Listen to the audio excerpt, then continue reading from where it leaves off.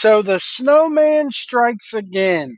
That's what I call it every time I hear something stupid that Tony Khan has done now. Um, this right here coming from ringsidenews.com. Um, this is in case you didn't know.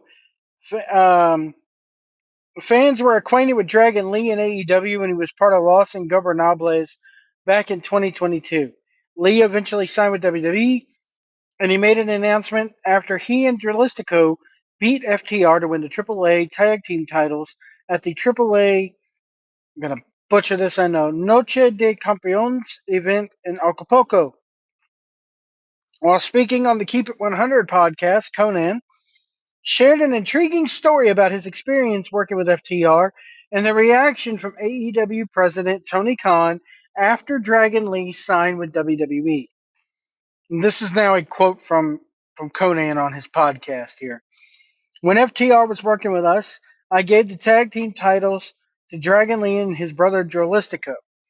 The next day, Dragon Lee signed with WWE. He had not signed yet, but the next day he did. Conan revealed that Tony Khan was absolutely infuriated with Conan over this move and accused him of stabbing him in the back. What?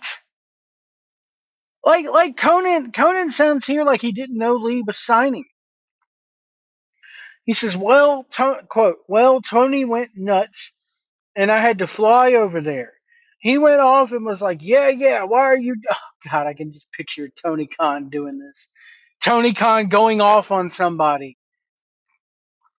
That's the only part of this story I don't believe is that Tony Khan actually raised his voice and went off on someone.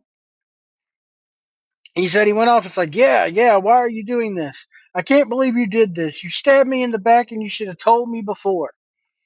So I basically what you're trying to tell me is that you don't want me to work with WWE again.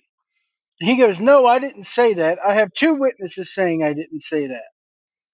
Conan then disclosed an interesting detail about the situation, claiming that Tony Khan had issued an edict forbidding AEW talent from watching the Royal Rumble event last year. He said, but bro, he had given out that day the order that if he found out anybody was watching Cody at the Royal Rumble when he returned and won, that Tony Khan, basically gave an edict. I better not find anybody watching that show. Oh, man. Oh, my Lord. Like, if Tony Khan issued an edict, this has to be last year's Royal Rumble, not 2024. This is probably 2023. So, are you kidding me? Really? I better not find anybody watching. What are you going to do? You're not going to fire him. You won't fire him. You won't fire anybody. I mean, yeah, you fired a small group of talent who would probably be on Dark and Dark Elevation if those shows hadn't gone away.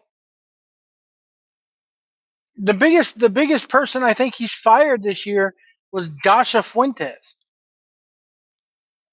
But you're not going to fire anybody. You're not going to. You're not going to. What are you going to find them? Oh well, there's always more money. You can always make more money. We all know that Tony Khan is not a boss. We all know that Tony Khan does not have balls. We all know that Tony Khan isn't going to do a darn thing to these guys. And of all things, I better not get you watching that Royal Rumble where Cody returns. Let me clue you in on this deal. Okay? Obviously that didn't work because Jade Cargill jumped ship last year. So Cody was just the first rat off of a sinking ship. Jade Cargill followed. And let me give you guys a little hint. Malachi Black and Buddy Matthews, because both of their fiancés/wives, whatever the case may be, work over in WWE. Buddy Matthews, of course, is attached to Rhea Ripley, and Selena Vega and Malachi Black are married, they're going to jump ship as soon as they can.